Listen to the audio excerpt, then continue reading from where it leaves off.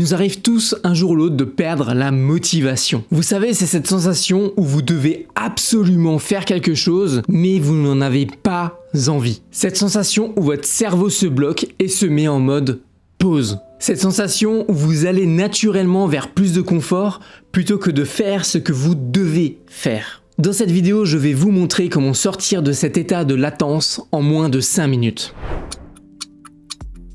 Bon, déjà, pour commencer, tu dois absolument savoir si ce que tu dois faire est absolument nécessaire. Parce qu'on ne procrastine jamais pour rien. Et pour ça, rien de plus simple. Souviens-toi, pourquoi est-ce que ce que tu dois faire est nécessaire? Ça paraît un peu bête dit comme ça, mais tu verras, c'est plein de bon sens. Je parle bien ici du véritable pourquoi. Et dans la plupart des cas, c'est pas la première réponse qui nous vient à l'esprit. Pour cela, il suffit de se tester en enchaînant 5 pourquoi. Prenons un petit exemple.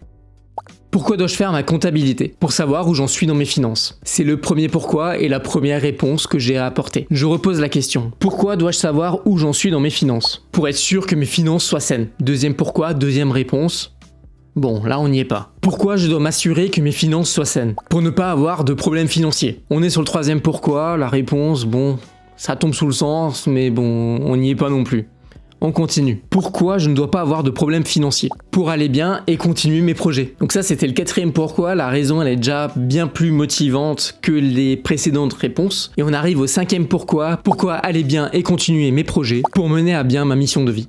Donc là, on a une véritable réponse en 5 pourquoi en moins d'1 minute. Il s'agit du vrai pourquoi sur lequel tu dois te concentrer pour te motiver dès la première minute. T'es tranquille sur ton canapé et t'arrives toujours pas à t'y remettre, je comprends totalement. Tu es actuellement dans un état de confort et il va falloir rompre avec ce confort. Et si tu faisais en sorte de rendre ta tâche plus attractive en rendant ton environnement plus attrayant et motivant? Mets-toi de la musique, habille-toi pour l'occasion. Allume des bougies, stimule tes sens de manière positive autour de la tâche en question. Tu veux faire du sport et tu n'es pas motivé pour aller courir? Il y a plusieurs solutions qui s'offrent à toi. Tu peux très bien passer par de nouveaux endroits pour casser la monotonie ou changer ta playlist si tu écoutes de la musique pendant que tu cours. Et sinon, change de sport. Mets-toi au roller ou fais du vélo. Renouvelle ton environnement et adapte-le pour qu'il te convienne à l'instant T. Fais en sorte que l'environnement, le changement te motive à passer à l'action. Et c'est comme ça que tu hackes ton cerveau en faisant en sorte que la rupture soit la plus douce possible. Tu quittes un état de confort pour rejoindre quelque chose de plaisant pour ton cerveau. Quelque chose qui va changer et qui va te motiver. Ça permet de rompre le confort avec moins de brutalité. Rappelle-toi que le cerveau fuit la douleur et préférera toujours quelque chose de doux, simple et facile. C'est la 3e minute et la tâche te résiste toujours, t'as toujours du mal à t'y mettre. Alors je te propose un changement d'angle complet. Tu verras, c'est magique, mais il va falloir que tu ouvres un peu ton esprit. Au fond de nous, on a tous une zone qui permet d'effectuer ce switch mental, qui nous permet de changer de rôle et de prendre inconsciemment les aptitudes liées à ce rôle-là. Et cette zone est parfaitement connue des acteurs de théâtre et de cinéma. Set and background and action. Hey, we'll talk in a minute. Eh bien sache que toi aussi tu exploites cette zone sans t'en rendre compte. Notamment lorsque tu es concentré à 100% sur une tâche bien précise ou lorsque tu es à fond dans un jeu. C'est ce qui peut s'apparenter à être dans un état de flow, c'est-à-dire à être focalisé sur une tâche qui nous passionne. Et quand tu es dans cet état, tu es naturellement motivé. On va se rapprocher de cet état. Ce shift mental va réveiller une motivation pour les aptitudes du personnage que tu vas incarner. Si par exemple tu n'es pas motivé à faire ton sport, mets-toi dans la peau d'un sportif de haut niveau. Est-ce que ce sportif que tu incarnes serait ok avec ton comportement actuel? Clairement, je crois pas. Alors essaie de te mettre dans la peau d'un sportif de haut niveau et dis-toi, ok, il faut que je fasse ça, je suis motivé. Je te donne un deuxième exemple. Tu as un projet de livre et actuellement tu n'es pas motivé à l'écrire ou à reprendre ton travail d'écriture. Eh bien, mets-toi dans la peau d'un écrivain de best-seller ou du meilleur écrivain dans ton domaine ou de la personne qui t'inspire le plus en tant qu'auteur. Qu'est-ce que dirait cette personne à ce moment-là? Si tu incarnais cette personne, qu'est-ce que tu ferais si tu jouais le rôle de cette personne? Prends le rôle qui correspond à ton objectif. C'est un peu tricky comme méthode, mais si tu arrives à faire ce switch dans ta 3e minute, il y a moyen que 3 minutes te suffisent pour retrouver de la motivation nécessaire. Alors n'hésite pas de mettre un peu de fun et un peu de jeu, ça peut réellement aider. Et le fait de jouer des rôles, de se mettre dans un rôle pour pouvoir faire sa tâche, c'est un switch mental. Au début, ça peut être difficile, mais quand on en a l'habitude et qu'on y arrive de mieux en mieux, ça peut être un vrai game changer.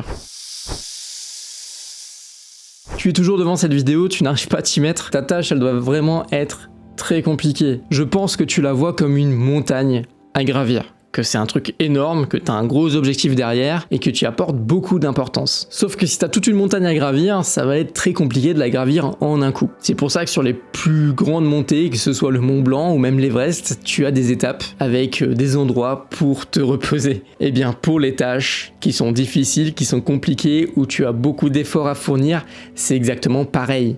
Tu dois te mettre des étapes, tu dois te mettre des échelons. Prends ta tâche comme une véritable quête et découpe-la en sous-objectifs qui sont faciles à comprendre et à atteindre.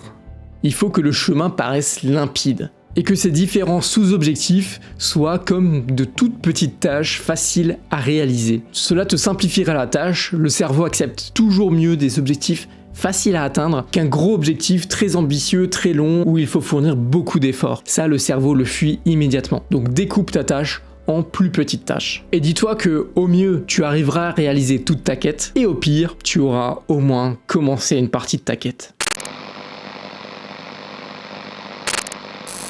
Bon, 5e minute et à ce stade, t'es toujours pas motivé à te bouger. Ok, j'ai bien compris, on va passer à la solution ultime. Il s'agit de se forcer, vraiment, force-toi. Pour une durée de 5 minutes seulement. Tu mets un chrono, ne mets surtout pas de minuteur ou d'alarme. Il faut vraiment pas que tu sois dérangé pendant ta tâche, mais tu vas mettre un chronomètre à côté de toi et tu vas démarrer ta tâche pendant 5 minutes. Et tu te forces. Et dis-toi que si au bout de 5 minutes, tu es complètement démotivé et pour toi c'est trop dur, eh bien c'est ok. Tu vas arrêter et tu reprendras plus tard, peut-être avec les méthodes que je t'ai données dans cette vidéo, ou peut-être que tu vas te reforcer plus tard. C'est pas grave, c'est complètement ok, tu auras le droit d'arrêter dans 5 minutes. Mais force-toi à faire ces 5 minutes. Juste commence à faire ta tâche, tu débranches ton cerveau et tu fais 5 minutes. Point barre. 5 minutes, c'est beaucoup plus rapide que la durée de cette vidéo. Donc si tu as pu regarder cette vidéo jusqu'au bout, ça veut dire que tu as la possibilité de te forcer pendant 5 minutes pour passer à l'action et réaliser cette tâche. Débranche le cerveau et fais. Et ensuite, vois ce qui se passe. Eh B, j'ai pas vu le temps passer, moi. Ah bah c'est cool.